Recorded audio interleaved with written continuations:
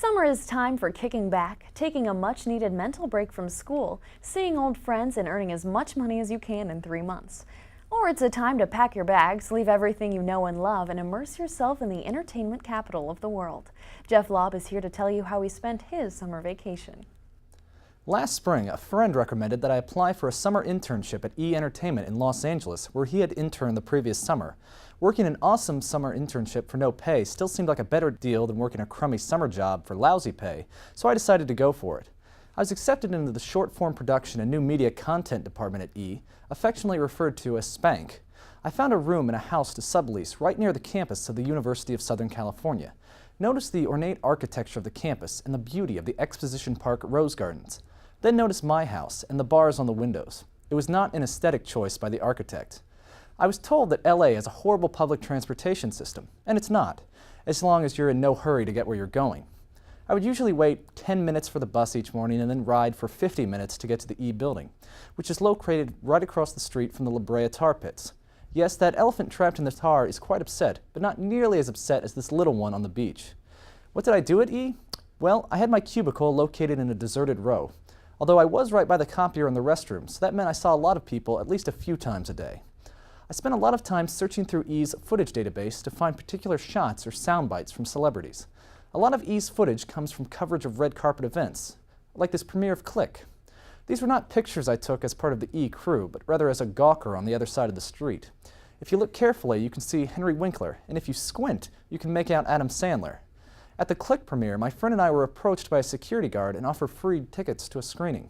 We reluctantly accepted. Another day, we were offered free tickets to a screening of Little Man by the Wayans brothers. We emphatically declined. Sometimes you luck out and celebrities make the noble trek across the street to visit the fans, like Brandon Routh or Kevin Spacey at the Superman Returns premiere.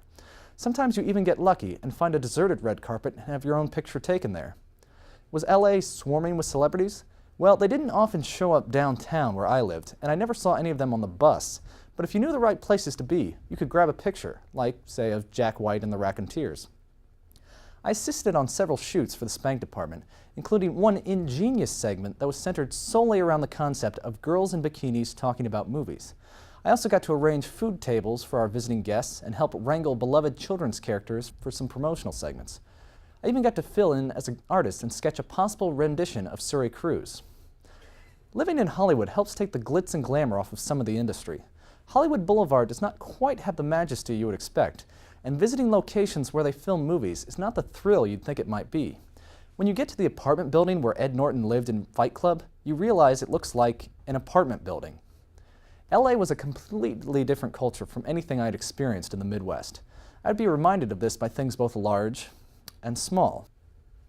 Despite the hassles of working for free, living in a run-down house with ridiculous rent, having to choose between waiting 2 hours for a bus or walking an hour and a half on foot, despite all of this, I found myself falling in love with LA. There's a constant sense of excitement in the City of Angels. You cannot walk down the street without it turning into a story, like, for instance, being offered violin lessons by the script supervisor of Ali. I was born and raised in the Midwest and will always love it, but like so many of us in this business, I suspect that soon I will end up on the West Coast. Whether I succeed or fail, I will be proud that I have made the journey, chasing after my dreams as far west as I can. And there, in the setting sun of the Pacific Ocean, I will know that I made my stand.